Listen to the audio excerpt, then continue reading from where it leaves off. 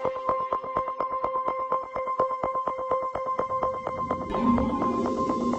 นนี้เป็นทีมงานนักศึกษาทางจิตวิทยาการศึกษาปี2จบเอาสื่อในมาถ่ายทำการประกอบอาชีพบริการเนาะซึ่งว่าอยู่ในการถ่ายทำในมือนี้นี่จะเป็นส่วนหนึ่งของลายดีไซน์แนวในโรงเรียนซึ่งกันแนวนี้ก็จะมีแนวการศึกษาแนวอาชีพและก็สังคมส่วนตัวและสันติดีเป็นพวกเขามาฝึกถ่ายทำเกี่ยวกับอาชีพบริการที่ห้างพื้นเมืองต่างๆซึ่งเจ้าของห้างก็เป็นทางแสงตะวันบุญสุวรรณเอาเป็นจะเอาไปความสนุกเอาไปมาถ่ายทำเดี๋ยวจะให้คนได้เสนอเรื่องราวของห้างหน่อยนึงเนาะเป็นจะมาได้บุกกันเนาะเป็นเจ้าของห้างเปิดร้านคนนะขอเชิญข้าราชการไปมากินอาหารแย่เนาะ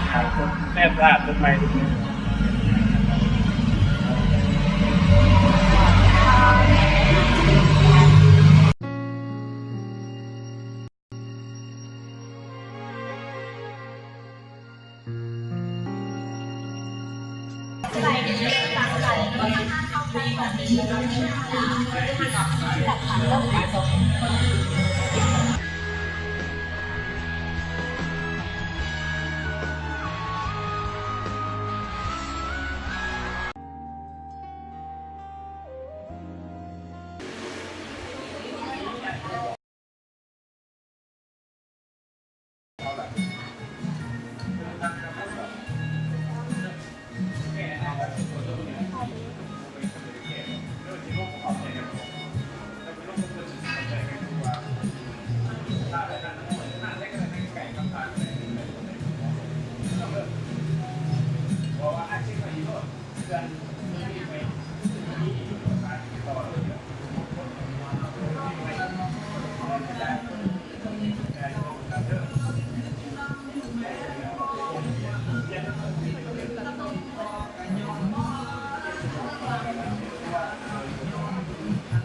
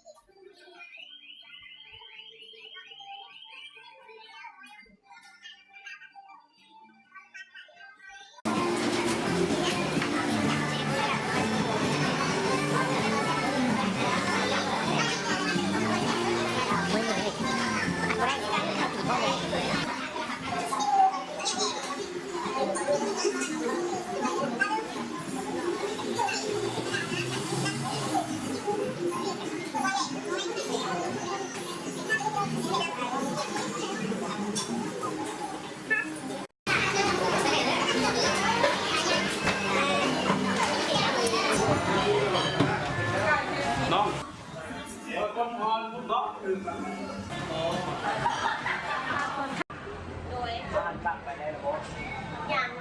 ทางเดิม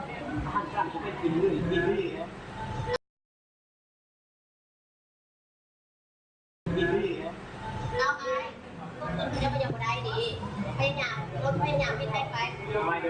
โดยน้องเล่นไม่ได้เนี่ยวันนี้ลูกตัวสองอ่ะ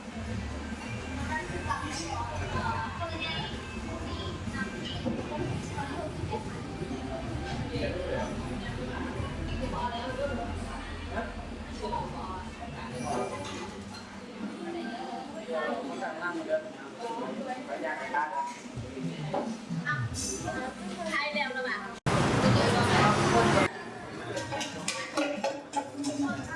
อยากซื้อสร้างเยอะรู้สึกมันเกี่ยวเลยเราไม่ได้เกิด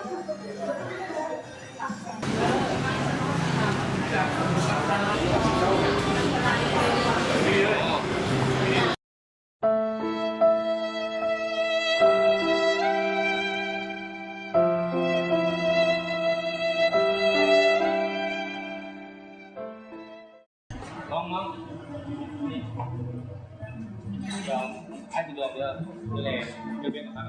ของมือเอง ประมาณวันไหน4 โมง ประมาณ4 โมงเยอะแล้วครับมาพบผมกันหรือเปล่า แล้ว ท่านเริ่มเลยเนาะคือจุดประสงค์วันนี้อยากให้นำมารวมคือให้เห็นว่ามีพนักงานบางคนที่มีข้อตกลง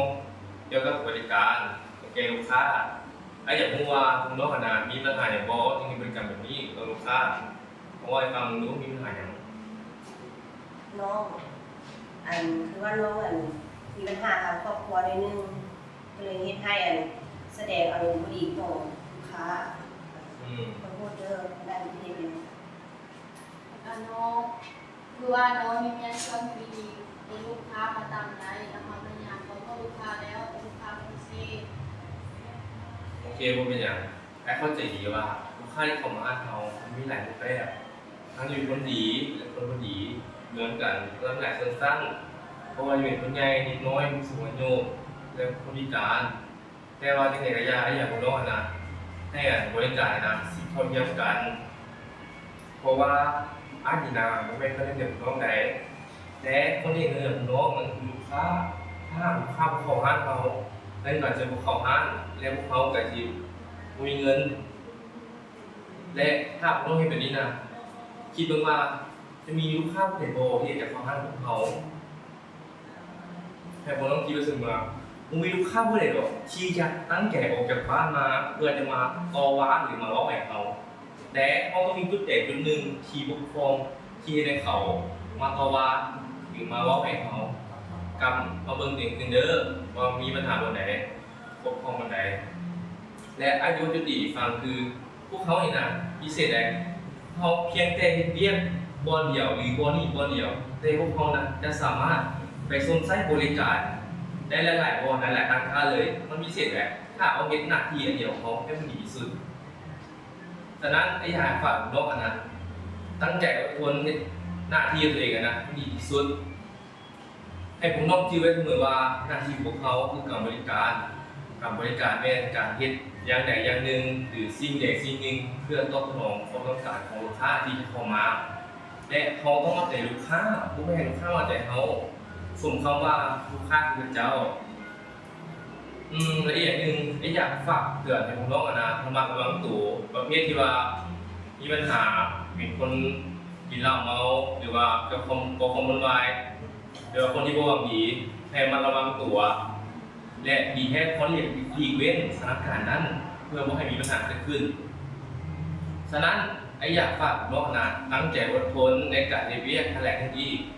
ตั้งใจเฮ็ดหน้าที่ตัวเองนะให้ดีที่สุดสุดความสามารถของน้องเลยคุณน้องมีเสนอบอกถ้ามีการแยกกันกลับบ้านเลย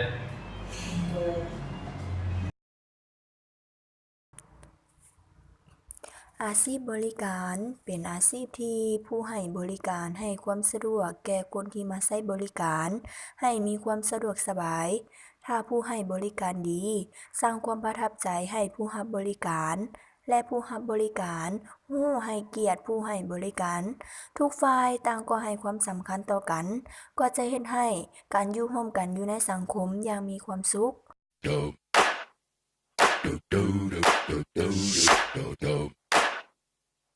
do